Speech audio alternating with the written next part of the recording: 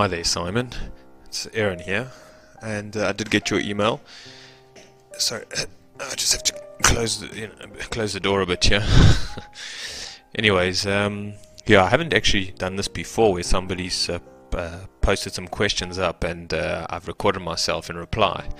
So this is a first attempt, a first try, and we'll see how it goes. So do bear with me with the process. I find maybe it's just best to read over your questions and then, I don't know, see what comes of that, you know. You started off by saying you are Machine Elf, I take it. I just wanted to ask, I also feel as though I embrace the mystery and allow myself to feel the whole sphere as much as I consciously can, experiencing the highs and lows with no shame. Alright, I mean, from there it really tells, says a hell of a lot. That's really huge, because, in the world we live in today, we're not really allowed to embrace the mystery. We're not allowed to sort of, apply ourselves to it, or, like we say, or, involve it in our lives, and whatever. And a lot of people that actually, well, the mystery, like I say, is a process of, self-awakening or self-realization, self-empowerment and things like that. And obviously in the society we live in today, people don't do that, and the ones that do it, actually do feel a bit shameful, because again, you're not thinking like a sheep, you're not behaving like a sheep, you're thinking out the box, and you're questioning authority, and you're questioning the status quo, and a lot of people obviously have a lot of shame with that, and so 10 points in the area of having no shame. A lot of people, I think, get stuck there with that. They feel embarrassed that they are different. So that says that you aren't embarrassed, or you're trying not to feel embarrassed or ashamed of being different. You've carried on to say, I've been working in care work for the past 3 years and very much love it. What are your thoughts of the educational system in relation to being a whole person? I have been recently thinking about university. My main worry is not relating with people more than anything, really. What are some of your experiences in the world with feelings of alienation?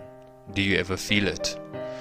Right, so let me just stop there, because you've said quite a bit. And look, Simon, I'm not sure of your age. I'm not sure. You could be 35. You could be older, but I don't think so. I think maybe you early 20s. That's kind of my feeling talking about university. Maybe you finished school and then you went into care work for the past 3 years, so that will make you, like, say, about 21, 20 years old or so, give or take. But so you obviously at a crossroads in your life where you're thinking about university and perhaps leaving this care work behind. Well, Simon, there's so much to be said here. I mean, are you, like you said, you love the care work, it's meaningful to you, but perhaps you're thinking of university to sort of have more possibility in the future, or to get an education whereby in the future you can, I don't know, you see what I'm saying, is that I think maybe you're at this crossroads and you're not quite sure, and but I'm not sure what brought you to the crossroads. I'm not sure, have you, would you be working part-time at care work? Would you continue doing that? Are you getting paid? Do you need to earn a salary? Do you have people that support you? Or you see, there's all these circumstances which I think make very much easier to sort of answer in a way. Not that it's hard, but to give it more specific, a more specific answer. So what's the intention of going to university, and what's the intention of leaving the last 3 years of care work behind? And obviously being more of a sensitive, empathic person, and more aware of other people's feelings, you are obviously do very good work in care work, because that's personal relationships with other people and assisting others where you can, and trying to heal or empower others. So that's very meaning and significant work. So going into educational system is, well, what would you study?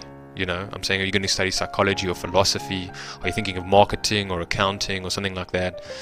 I mean, you could choose many which way, but I'd imagine that it would be more sort of human resources based, more psychology or something of that area, medicine, health, or something, whatever. I could be wrong though, but which is fine. But it's just assuming. But do you see that my point is saying that, well, what do you want to study? you know. And obviously one of your concerns, I see that by going to university, is how different the people are there to you, and how different, you know, and also will the experience of university relate to you and the person who you are? Will it resonate with you? Will it empower you, or will it like just aggravate you and bore you, and you know, whereby you're just feeling like you are trying to get through 3-4 years of your life just so you can get a degree, type of thing. So you're just going to, you know, try and like suck it up and just get on with it. So you see, that's also another thing. So, but again, comes maybe down to the subject that you want to learn. But again, you know, university, the educational system, they give you what they think is necessary for you to be educated in. So I mean, if, let's say in psychology or philosophy, whatever it is, it's their philosophy, it's their ideas. It's not a free thinking, you know, open-ended system. It's not at all. Again, it's just trying to, you know, educate you in the way that it'll work for you to become, you know, somebody who can work within society, you know. So that's what it's a lot got to do with, you know. So it's really, it's different. I don't know. Look, some people that I speak to, they are at university, and look, they've got nothing else to do, you know. So it's also about being able to spend your time meaningfully, you know. I mean, if you're busying yourself with care work, that's meaningful work.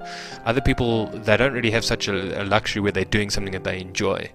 And they just it's a means to an ends, basically, you know. A lot of people are just like, I mean, I can understand it, because us sort of conscious folk have a lot more time on our hands. We're not so much motivated by money and material possession and approval seeking and things like that. So we got more freedom and choice and time in our hands. We're not busy with a whole lot of nonsense. So yeah, it's about getting by, I suppose, you know. So if you're feeling that, you know, some people, I don't know, it's each their own, but we must always be doing things that are enriching us, and we mustn't be denying it and playing it down, you know. Mustn't just like be at a job that we absolutely hate so we can get a salary, you know, for the purpose of a salary. We must never live with a means to an end, because ultimately that's going to lead to our sort of just it's going to lead to depression. It's going to lead to, you know, like spiritual anxiety, whatever. I mean, especially for a conscious person can't turn off their nature and just bore themselves with irrelevant with subjects, you know. So we have to do what resonates with us. We have to do what we know, what uplifts us and what inspires us. So, you know, I don't know if university will do that to that degree, but again, I don't know what your motives are about that. Okay, so coming back to what you were saying about feelings of alienation. Well, it's the story of my life.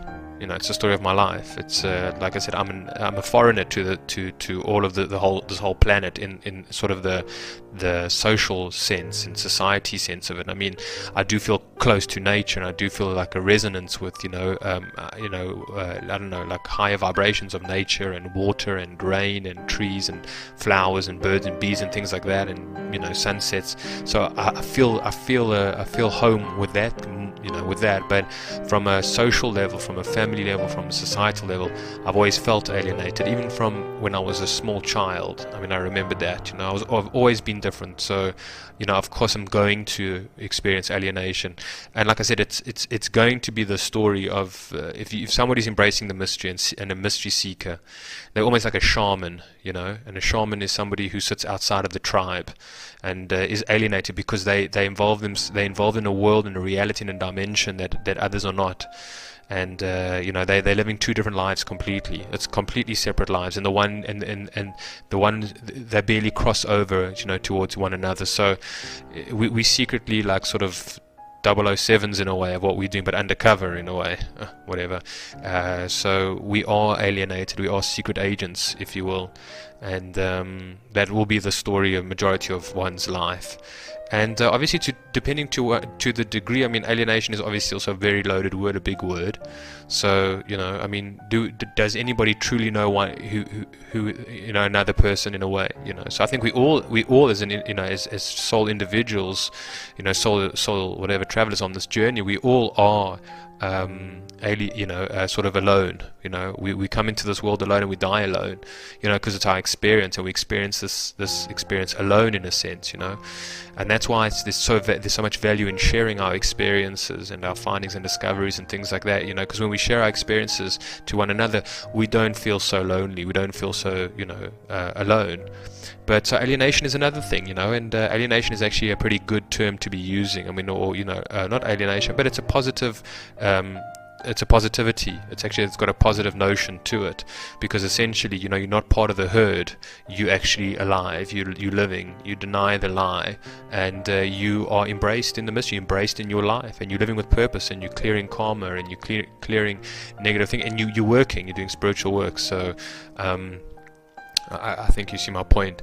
But for myself, like I've said, the more that I've become grounded in myself, before a few years back, I wasn't so grounded, and I couldn't understand people, and they couldn't understand me. I didn't know how to behave around people, and what to talk about, and what not to talk about, and etc. I didn't know, so I had no sort of center, if you will, because obviously I was flying off the handle. I was getting new to all of this information, and I completely lost myself in it, and I lost my own identity, obviously, in the very beginning. And so I had a very hard time relating to people, and and still today I still have that as well, in a sense, because we're foreign to each other. We're alien. We're different. I'm a foreigner in a sense, or whatever. You know what I'm saying? I'm an outsider. I'm an absolute outsider. I'm a visitor in a sense. So that's always been the case, but okay, there's many things to be said on it. But what I've said is basically when I found more of my center, and I got more, in touch with myself and my true self, and because in the beginning, when I started figuring out this stuff, I realized how people were living so insincerely and so dishonestly, family members, girlfriends, and things like that, whatever, friends, and so I really had a hard time just like sitting back and not saying anything about it, just simply, I don't know, just denying it and playing their game. So I had a very hard time with that. I mean, in the beginning, I always used to sort of point it out to them in the beginning, and try and bring it to their realization, and obviously made them very uncomfortable. So I wasn't really, welcomed, and whatever, and so that made things worse for me, obviously.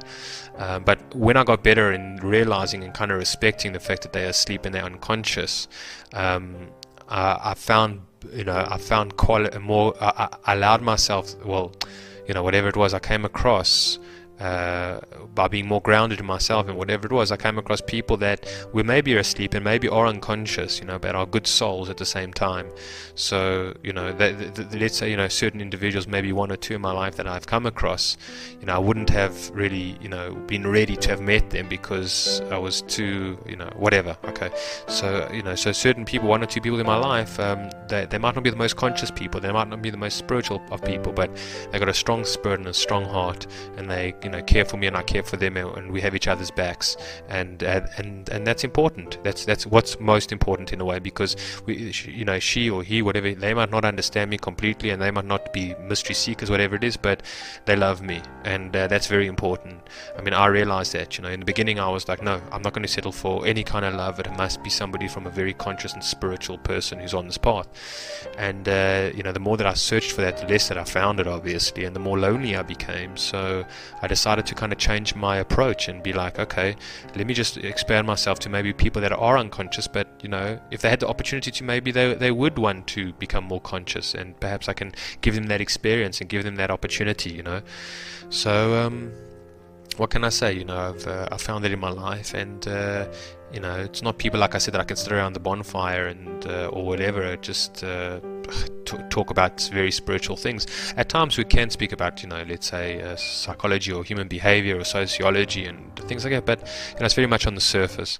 Look, sometimes it does get a bit deeper, but there's a limit to how deep it can go, and I can appreciate that, and I don't push it with them as well. I don't try and force them to see, and it's also very difficult for me to see being in people's lives that are unconscious, because I see them hurting themselves. I see them hurting themselves with their diet and the way they spend their time, and their self-sabotage, but not being aware of their self-sabotage behavior, and unconscious and subconscious whatever behavior.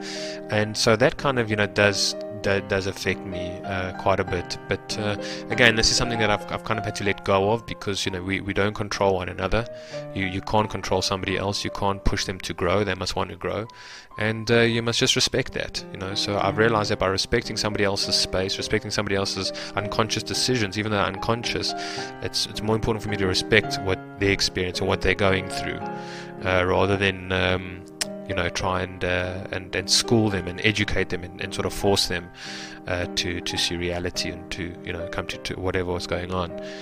So and the thing is that, Simon, is that those folks of us that are out there that are like the sincere folks, like I can hear in your in your writing and just your vibe, the feeling that I get from you is that you are a sincere, committed person to this truth, to this path. And those of us around the world, we all are alienated. There's no question about it. I'm not just talking about myself. Those of us that are really on this on this journey are really alienated. And we're living our own lives, with other people in our lives, but we are doing it, primarily, it's on our own, self-introspection and things like that. So, the opportunity, or the possibility of reaching out to others like myself and other people out there, there is a possibility of that, and there is an opportunity for that, and that's what's great, and that's where I think where you should also focus on maybe finding others, finding like-minded people. We are limited by the internet, and as you can see for yourself right now, I'm doing a recording and you're not listening to this live and you're not sitting in front of me, but we make do with what we have. And so that's it. So instead of just maybe looking to try and I don't know, which I'm sure you've realized, and I think you go into this a little bit later on in your writing, in your comment, that obviously spending time with unconscious people is a little bit frustrating, and it's not enriching you as much as you would like to. It's not an enriching relationship, and sort of challenging you to self-grow and things like that. All right, so that's the thing about alienation. You continue to say, I find as I have grown older, I'm much more expecting to the fact that we are all experiencing on different levels. And there is a common level of disconnect. Okay, so that's exactly what I'm talking about. Is that we are all experiencing this on different levels, but as conscious folk, we're experiencing this on different levels, but it's the same sort of experience in a way. It's very strange, this all, but so that is right. I don't know if I made sense there. So let me just carry on. I feel as though there is part of me which can understand it, and I think that many people are deprived of the correct influence and experience in order to embrace the mystery earlier on. Then the mystery of it carries a certain weight that can be frightening to people, but I feel worried that university could overload me with this interaction, and I could finally find it deeply alienating. So I've answered the question in a sense. I've just spoken about that a little bit, without reading what you have said here. You're right. The people are deprived of the mystery, and they don't have any role models or positive influences in their lives. They have no one to show them a different kind of way of thinking, a different way of living life, a different way of questioning, a different way of exploration. That they have nothing of that, and and obviously the more that you don't explore the mystery, the more that you're not sort of in the mystery, the more the mystery disappears, the more the mystery fades away. It doesn't really fade away, it fades away from you, it's always there, but your engagement with it, the less that you engage with it, the less contact that you have with the mystery, and the more that you go into ego, the more you go into your mind, the more you go into your identification, the more you go into your unconscious and the lie, in a way, your ego, and the more the mystery just becomes completely irrelevant, or not even there. It doesn't even exist. So again, you mentioned again about university could be overloaded for me, with this interaction. The truth is that I don't know where you stand right now, Simon. I don't know how sort of centered you are in yourself. I know some people that I speak to, and I don't speak to a lot, really, I don't, but who are conscious, and they prefer to kind of just stay at home, and do research, and go for walks in the park and things like that. They live very simply in that manner. They're not interactive with a lot of people at all, because that they find other people's energy is very destructing or disharmoning or chaotic for them, and they don't wish to be involved with them. So they found in order to protect themselves that they should rather have less interaction with people. And look, Simon, there's no wrong or right here in that way. We all got to find our time and our space and where we are at, and act from there. So like you said, the more people today, unconscious folk are really chaotic. Their energy is really chaotic, and they're really involved in a huge, in a fiction, and if you're not ready for that, if you haven't found your center, if your balance, in a sense, whatever it is, these people can rock you a lot. Let's not kid about it. They can sort of, I don't know, they can infect you. I don't know if that's the word, but I think they can. I think if you haven't got a strong resolve, a sounded sort of part, in yourself, you know what I mean? Then that you can be influenced by them. You can be annoyed and bothered by them. So it depending on where you are at right now and what you feel. But again, obviously, we're just talking about interacting with people on a very superficial level. Can be a bit of a burden, can be quite disruptive to one's spiritual growth. But it also can be an opportunity as well, depending on where one is at in their space and their, like I said, their centeredness, because eventually I think all of us at some stage or another, once we have sort of centered ourselves, and once we are confident in who we are, we'll eventually have to be pushed out and faced into the world. And I say that because I've experienced that with myself. I've seen that for myself. I desire to and try to design my life with as least amount of people in my day as possible, and try to have little as interaction with the outside world. I moved to the country to live on a farm, and thought I'd get away from it all and not have to sort of engage with people on this level. But as it may be, the universe had different plans for me, and send me back into the city and into huge social interaction and whatever it is, and with people and business and traffic and all the media and all the bullshit, whatever else. And this is where it sent me. So look, that's also another. So that's what I'm saying, is that we're also part of it's quite a lot that I'm saying, but we're also part of this sort of experience, and we, the universe or God or whoever you want to call it, has our life's meaning, has a destiny, and we can choose some things, but we don't choose others. So sometimes we might think that we have a choice to, I don't know, like I said, like go to the farm for myself and live there in the country, but that choice, that option closed for me, regardless of how hard I tried and how I forced it. It would just it completely turned that door closed. And so what I'm saying is that we also got to be sensitive to where the universe is kind of leading us and taking us. For example, if you apply to university and obviously you don't get accepted, let's just say hypothetically for some reason, then you kind of know that it's not for you, that it wasn't for you in the first place, So and it's accepting that in a way. But if you feel that maybe the university overlooked your potential and they made a quick decision and you want to fight for it, then you also got to fight for it. But my point is that you've got to be sensitive. One's got to be aware of what the universe is trying to do with them, and where the universe is trying to lead them with their destiny in mind, your destiny in mind. So, okay, that's something else to also consider. But we can also always simplify matters and whatever. So just carrying on with your comment, it says, how do you deal with it in your day-to-day life? Do you accept and embrace it? Have there been situations or moments in your life in which you have felt overloaded by feelings caused by this disconnect in others? Well, again, I think I've kind of said that cover. I don't like to use these words. Covered that a little bit just in what I was saying now, or discussed that a little bit just now in what I was saying. But like I said, yes, most certainly. The word overloaded, it's just also interesting how you use that term, that word, what it means for you, overloaded. I'd like to know what overloaded means for you, what do you feel in the sense, I've explained my feeling, but what do you feel in that way? Let me carry on and then see what else it says. Also, can I just say that this is one of the first times I've heard this spoken about in a way that resonated with me so much. I have some wonderful open friends, but I find it extremely hard to talk about this with anyone, for that little fear in the back of my head, sounding as though I'm taking a higher egotistical ground over others. You talk about the issue with a great amount of grace and understanding. Wow, thank you, Simon. I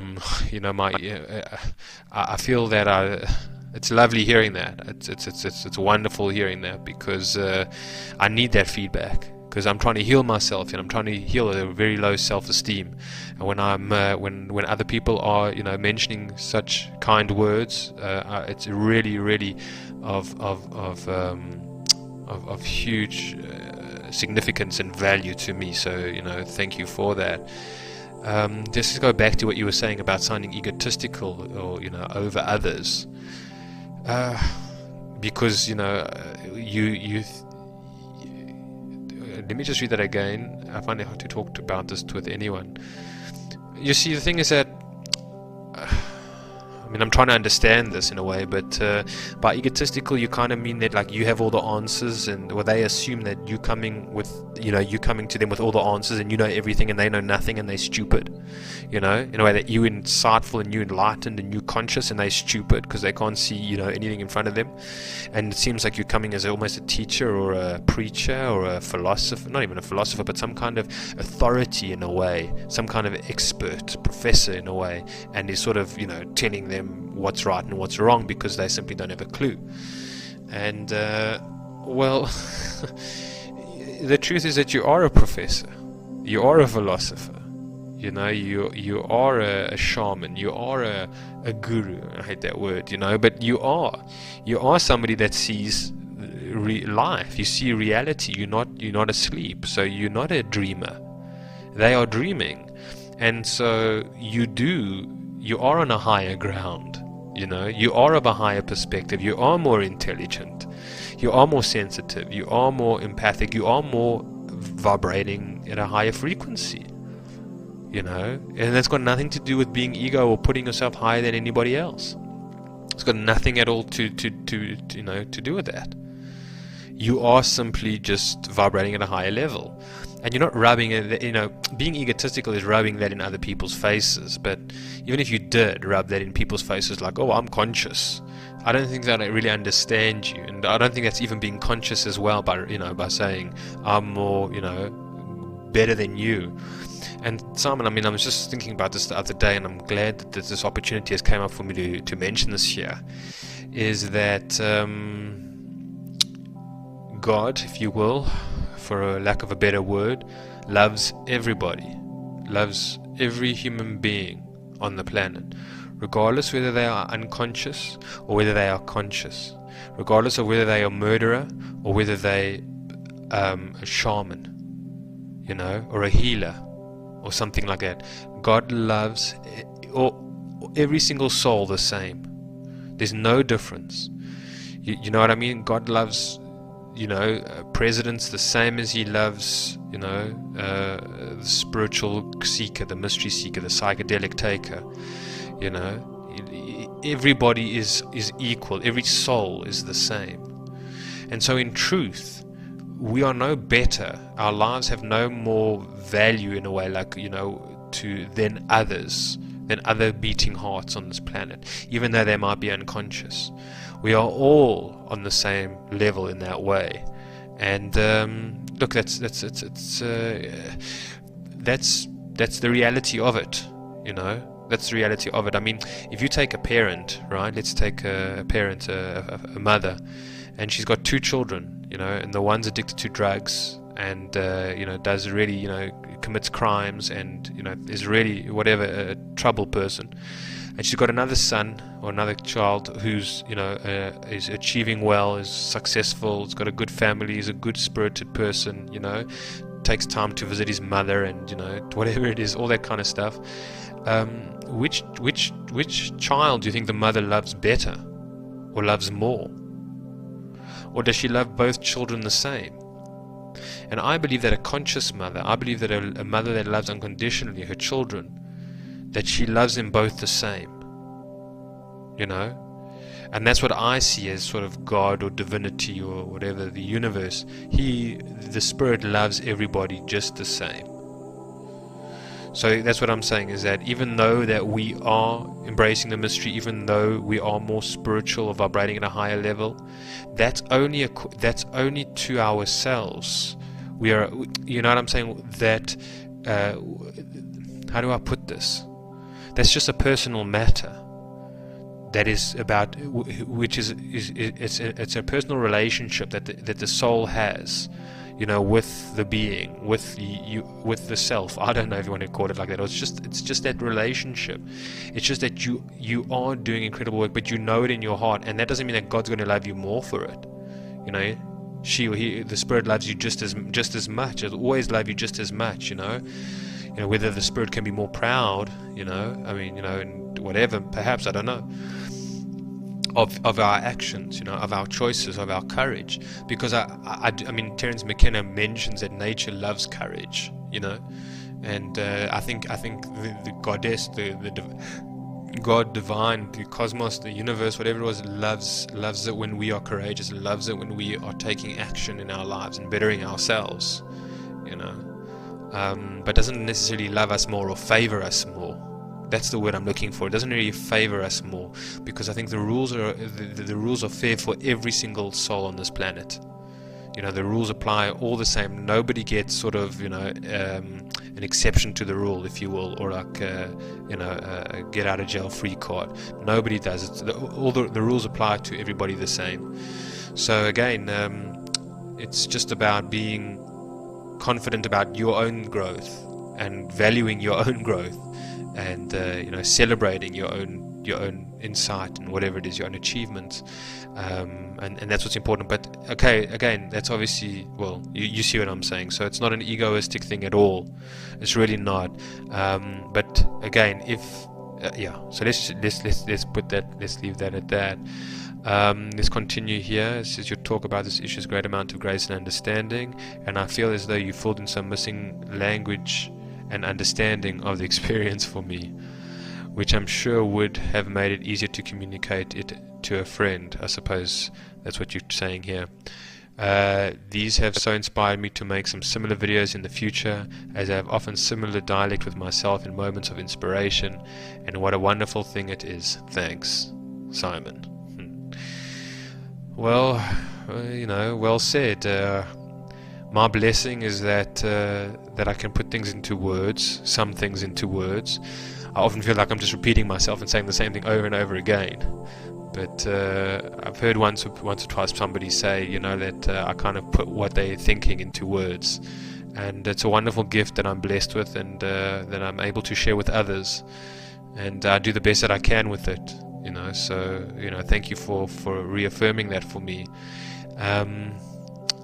Like what you're saying is that if it gives you different words and languages, a different language or a different way to communicate with a friend, well, that's wonderful. That's fantastic, and you will get better with this. It sounds like you really do have a desire. You do have how could I put it, a deep interest and love for helping others and assisting others and sharing with others. You seem to have that, and that's unbelievable. So sorry, I'm just jumping here a little bit, but I think when you mentioned about making some videos in the future, because you realize that with the dialect, the conversation that you have with yourself is of great value and can be very assisting to others, I think you're 100% right. And I think these two things go hand in hand with your personality, because I reckon you do feel that there's something very different about you, and that you have a lot to offer, and that you wish to really address the situation to others about their unconscious behavior, and you are looking to do this with love and care and affection for them, and you want to know the best way how to. You don't wish to do harm, but you just wish to do good, and the opposite of harm, I suppose, is growth and and love, if you will. So it sounds like a great opportunity to make for yourself, to make some videos, to do some recordings or whatever it is. Just write some stuff down, do what you can in order to share your worth, share your value, inspire others, liberate others where you can from the shackles of their mind, if you will. You probably, this is your duty in a way. This is what you've called, one of the things that one of your jobs that you've been called to do. And with that comes the responsibility of actually doing it. Because if you don't do what you are called here to do, then you will feel demotivated. You'll feel a lack of meaning and purposefulness in your existence. So it's a gift as well as it's a responsibility, that if you don't use what you were called here to do, well, not completely, one of your jobs that you were brought here to do, then like I said, it can be very harming to yourself. In other words, for myself, if I didn't, Aron Goch, if I didn't make videos, right, I would feel sort of dull. I would feel, I wasn't doing my work in a sense, and I would get more, I just wouldn't feel as inspired as I am. So it's an activity which is very necessary for me to do, and it's very healing for me to do. And if I don't do it, there's great disadvantages to it, and I won't sort of, I don't know, feel so good about myself, if you know what I mean, and very fulfilled of myself. So I commend you on wanting to make videos, or just do whatever it is, but don't take too much time about thinking about it. Don't delay it too far on. You know what I'm saying? Like, when you know that the time is right, then that's when you must act. Don't doubt yourself when you know the time is that you need to act, because every moment that we don't act when the time is right is really sort of disheartening to the spirit and to the soul. Every time we deny our own self-expansion and opportunities in our lives, the more we just feel, we have the feeling, we don't do a service to ourselves. That's what I'm trying to say. We do a disservice to ourselves, and it harms us. It really does. I mean, I've seen it for myself. So, and that's what I kind of stress to others as well out there. I've heard some people as well over time say, well, I want to make videos, I want to express, and some do and some don't, but there's no wrong or right here. It's in your time. So if you know that it is your time, then that's what you must do. Alright, Simon, I think that kind of does a little bit of a response. I hope you saw the need, I hope you see the need of why I needed to do an audio recording to you in reply to what you were saying, and to your questions, because I couldn't just simply answer your questions on in reply to your comments on the comment section. I mean, this is big ideas that we're talking about here, and needs a full embrace, if you will, full discussion and broad overview and whatever. And still yet there's so much more to be said. I mean, I haven't even heard your side yet. So if you wish to, you can also do an audio recording in reply, or you can write, or you can leave whatever you feel comfortable with, whatever you wish. If you've got nothing further to say, then that's cool as well. It's really up to you. So yeah, let's keep in touch though. I mean, that'll be very cool.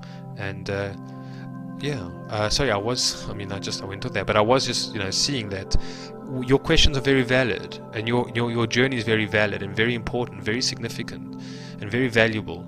And if I had to answer your questions just merely in words, I'm saying in text, I would be doing you an injustice.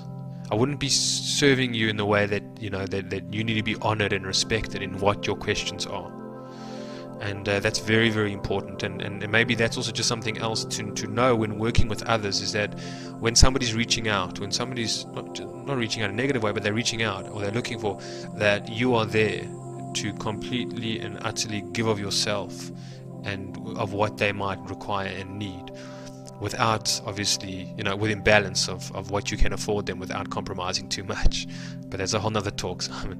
So let's leave it at that, and I look forward to your response. Take care and be well.